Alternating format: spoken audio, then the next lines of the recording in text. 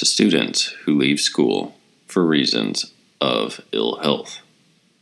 "I am ill here," said a student, "and want to go home." Because you were never ill at home, I suppose. Consider whether you are doing anything here to improve your will. Because if you aren't achieving anything, you arrived for no good reason to begin with. Leave. Attend to your affairs at home. If your governing principle cannot be brought into line with nature, maybe your patch of land can, at least. You will add to your savings, look after your aging father, frequent the law courts, serve as magistrate, and do whatever comes next, you sorry creature, in your sad and sorry way. But if you understand that you are getting rid of bad judgments and gaining others in their place, that you have transferred your attention from things outside control of the will to things within, and that now if you cry, "Poor me," it is not for your father or your brother's sake, but your own, then why should sickness concern you anymore?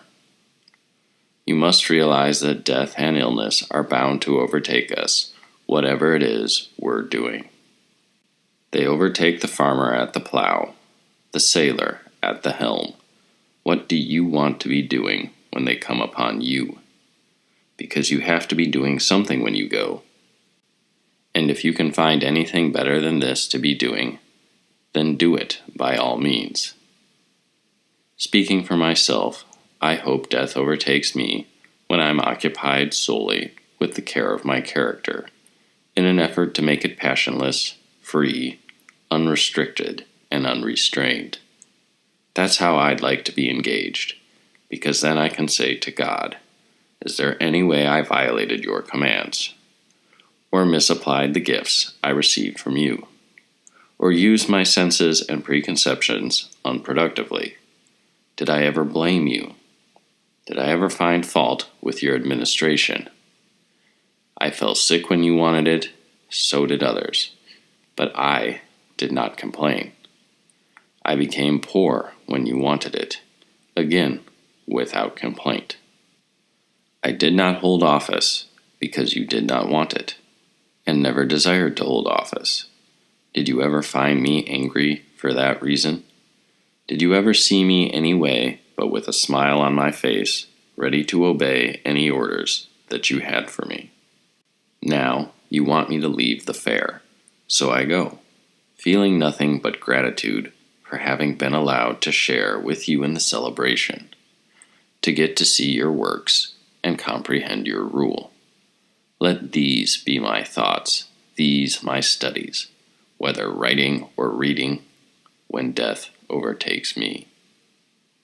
"But my mother won't be here to hold my head while I'm ill." "Well then, go to your mother. You deserve, in fact, to be held by her whenever you're ill." "But I had a nice little bed to lie on at home." "Go to your nice bed, then. Sick or well, you deserve to lie on a bed like that. Please don't miss out on whatever you can do there on my account." What does Socrates say? One person likes tending to his farm, another to his horse. I like to daily monitor my self-improvement.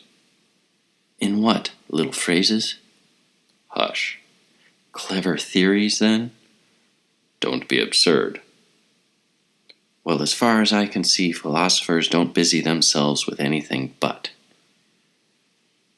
It's no small thing, can we agree, never to accuse anyone, God or man, never to blame anyone, and to have the same countenance going in or out. These are the things that Socrates knew, and yet he never said that he knew or taught anything. And if anyone came looking for phrases or theories, he would escort them either to Protagoras or Hippias. He would have escorted someone looking for vegetables to a greengrocer in exactly the same way. Which of you has the same attitude? If you did, you would gladly put up with illness, hunger, and death. Any of you who have been in love with some girl or other knows I speak the truth.